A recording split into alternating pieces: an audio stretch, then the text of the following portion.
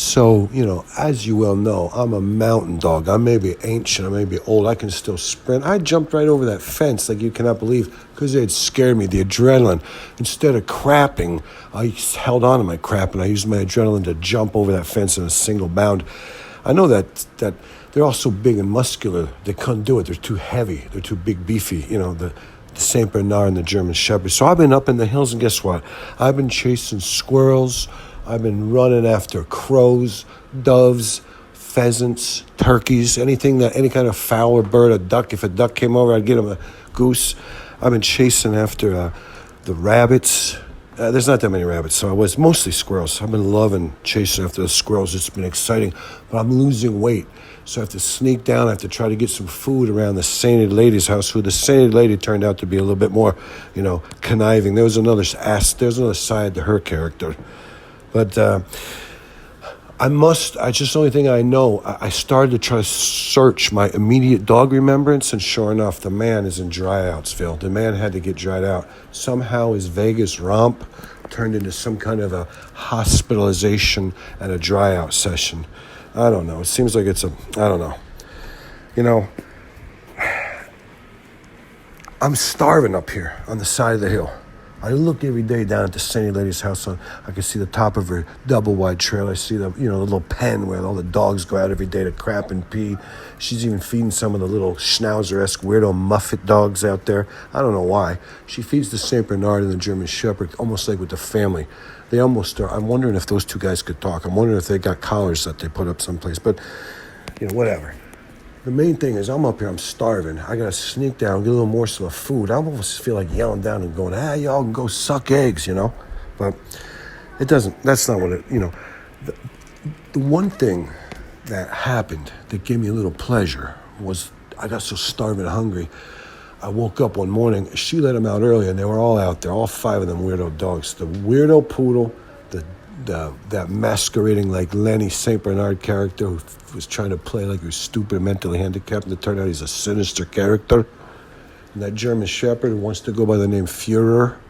I was like, buddy, that doesn't get it in this day and age. Maybe with some of the younger ones that don't know, like some of those Gen Zs, but with me, and I'm just an idiotic, stupid dog. But they were out there. I was watching them. I was so starving and hungry. I felt like saying something to them. And so finally, what I did is I snuck down, I crept up. They were all having their interactions. And I leaped on top of the fence. And then I bounded back on my own side, and their heads snapped. And that German Shepherd, he sneered. His eyes got slanted, and the back of his hair on his neck and his back stood up straight.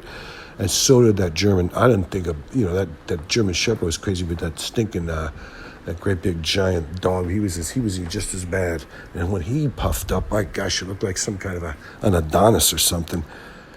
But I looked at them all, from on the other side of the fence, because I knew they couldn't jump because they were too muscular. The German Shepherd even started trying to climb it, and as he was looking there trying to climb it up, he was getting his giant paws stuck in the openings in the fence and the chain link. I look at him, I say, hey, and I turned around and I crapped right there. I shook it out and I crapped right in his face. And he started growling, snarling, and drool was coming out of his mouth, and the St. Bernard ran and charged and tried to smash in the fence head first. Like just to show the German Shepherd he was right there with him. I said, you guys, this is what I finally said. I looked at them right in their faces. I said, you guys are a couple of jabronis. And I kind of walked real slow. I saw them, and I looked around. I looked back at them, and it sent them into a wild frenzy. It's like, you can go scratch your ass, you fool. I just sat there for about 5 minutes. I saw the sainted lady coming out on the porch. I knew she might have a .22 or pellet gun, so I bolted. As soon as I seen her, I bolted. But anyways, I got back up in the hills. The sun was shining, this little section, like, I don't know what happened. Lightning struck, and a little fire burned out, a little thing. It was like a little meadow. And where the stump was, like where the tree fell over after it rotted, it's kind of a little pool. And there's even tadpoles swimming around. They're going to become frogs someday. I started lounging around my pool, and up comes this little tiny fawn. And I knew I was almost like in paradise, and everything was going to work out for me. And sooner or later, the man would show up, because here comes this little fawn, this like little Bambi. And it was so beautiful. And, inside, I'm like, gosh, I could kill this thing. I could choke it out. I could kill it. I could eat for 4 or 5 days. I could put on like 7 or 8 pounds back on because I'm getting really skinny. I'm getting, I almost anorexic. I'm getting like the vertebrae in my spine, the bones of my spine. You can count them. It's disgusting. So I thought, no. And it was so beautiful. And I was treasuring it, cherishing it. And just the white spots on the brown coat, it was so beautiful, and it quivered up to me, and it got really close, and it looked so beautiful, and it reminded me when I was watching that Walt Disney thing, like with Bambi, and all of a sudden, I realized this little tiny deer, this little fawn, but God, it's stoned. Its eyes are all slit and bloodshot. It's got this stupid grin like some kind of Gen Z moron. I said, oh my God, this little thing is stoned. What's he eating? There must be some hemp. There must be a hemp farmer nearby or some poppies. This guy, I was like, and he kind of went, and he just kept on going. I thought he was going to come over and sit in the grass with me in the sun by the little pool, the little reflecting pond. He just kind of gave me a stoner grin and like a stoner, like that's a hello for a stoner. And he just kept meandering, just kind of kept on meandering. I thought, I should eat that guy. He's so stupid. But, I let it go. I was like, it's too much work. Plus, you get all the hairs and the skin in between your teeth, so that's just one of them things. But I'm just biding my time. I think I'm in a great situation. It's a little daring if you jump up on that fence the way I did for a second, and then I bounded right back off, but then I crapped in them. And I know they're going to try to dig a hole and like do a surprise thing and come and get me. They're going to bait me in.